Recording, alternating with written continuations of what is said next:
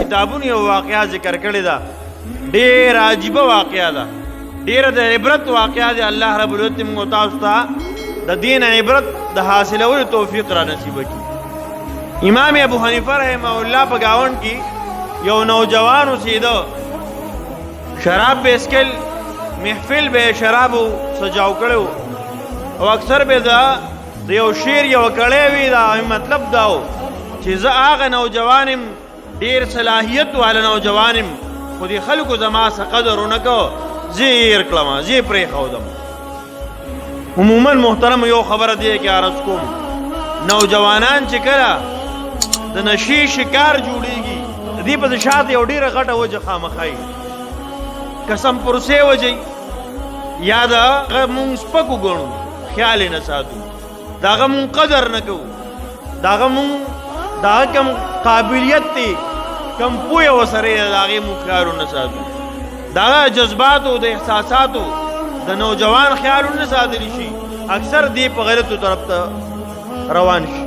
نو محترمو دا نوجوان به دا خبره کوله چې زه ډېر قیمتي کس یم، ډېر قیمتي یم، ډېر قابل نوجوان یم، دې خلکو زما قدر ونه کړ، زه یې ضایع کړم، زما ضایع کول نه وو پکار. ده به شراب څښل، ده به ګاونډ کې امام ابو حنیفه رحمه الله اوسېده، یو پیره په دغې لار باندې پولیس والا تله او چې وکتل چې د امام اعظم امام ابو حنیفه رحمه الله په ګاونډ کې یو کس دی او شراب څښي او چغې وي او بیا ګانه بجانه وي او امام صاحب ته غټ تکلیف رسوي، ځکه امام صاحب په غونډه شپه تهجدو کې وخت تېرو، زیاتر د شپې اوقات به د مسائلو په استنباط کې تېرو، مسائل به د قرآن او د حدیثو نه راایسته.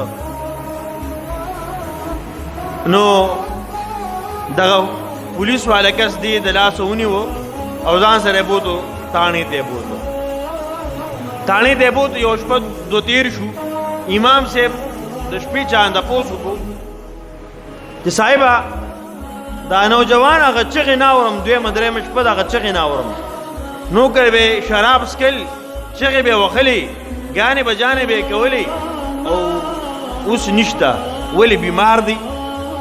ناجوړه دی، تپوس یې وکړو، خبرې والو څه چل دی وله، چا ورته وایي چې حضرت هغه پولیس راغلي وو او بوی ته چې دا د امام صاحب په ګاونډ کې اوسېږي او دې دلته شرابونه څښي او ګانې بجانې وایي، چغې سورې وایي، امام صاحب ته تکلیف رسوي، د دې وجې نه یې بوتلې دی. وي ښه فوراً په هغه ټیم روان شو، د شپې روان شو، تاڼې ته لاړه. تاڼې ته کله ورسېده پولیسو ته پته ولګېده صاحب دا خو امام صاحب را روان دی او ویل استقبال له راووتل، ځکه د امام صاحب ډېر لوی شخصیت و. نو ورته وایي چې امام صاحب تاسو ډېر تکلیف وکړو، مونږ ته به مو ویلي وو، مونږ به ستا خواله درغلي وو، حاضري به مو کړې وه، تاسو ولې دومره تکلیف وکړو رالی؟ هغه وایي نورې خبرې وروسته، خو زما ګاونډي دي تاسو سره په قید کې، په جیل کې تاسو سره دی، تاسو جیل ته راوستې، زه د هغه د آزادولو لپاره راغلی یم. پولیسو ته وایي چې امام صاحب دا اوس تاسو په ګاونډ کې شراب څښي او د شرابو په نشه کې بیا ګانې بجانې وایي، شور شغرب ډېر زیات کوي، تاسو تکلیف رسوي، ستاسو د وجې نه مو راوستی دی. مونږ وایي چې تاسو تکلیف نه رسي. هغه ورته وایي چې زما د وجې نه مو راوستی دی، زه ورپسې راغلی یم، زما د وجې نه یې ما سره پرېږدی، زه یې بوځم. محترمو دا ما او تاسو د ګاونډي څه ښیي، د ګاونډي حق راته ښیي، د ګاونډي څومره حق دی، ګناهګار دی بیا هم د ګاونډي په ګاونډي حق دی، په ګناه کې ملګرتیا نه کې، خو د ګاونډي خپل حق شته، تپوس پې کې او ګاونډي د ډېر ګناهګار دی، ډېر ګناهګار دی، خو ګناهګار د الله دی، زما او ستا خو ګاونډي دی، ما ورته بیا تپوس کړو. تر دې پورې ګاونډي دی د الله منکر دی، د الله سره شریک ګرځي، خو بیا هم زما او ستا ګاونډي دی، کافر ولې نه دی؟ ما ورته بیا تپوس کړو، په ما او تا باندې حق دی د ګاونډي. محترمو امام صاحب ځان سره روان کړ، چې روان کړ غلی غوندې که د پټ په دې غوږ کې وایي دا خو تا خو بچغې والي چې زه چا ونه پېژندم زما چا حق ادا نه کو څوک مې حق خیال نه ساتي زه ګوره ستا خیال ساتم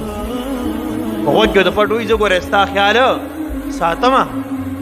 امام صاحب د هغه په غوږ کې وایي چې امام صاحب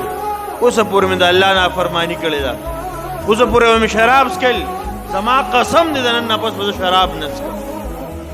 زه به دا نافرماني نه کوم بس نن نه پس به دا نافرماني نه کوم محترمو چې کله ګاونډي داسې خلک ګاونډ کی الله رب العزت د خلکو د ګاونډي او سره الله پاک زندگی بدلی الله پاک سره د ګاونډي زندگی بدلی مونږ تاسو په وړو وړو خبرو باندې خپل ګاونډي پرې خو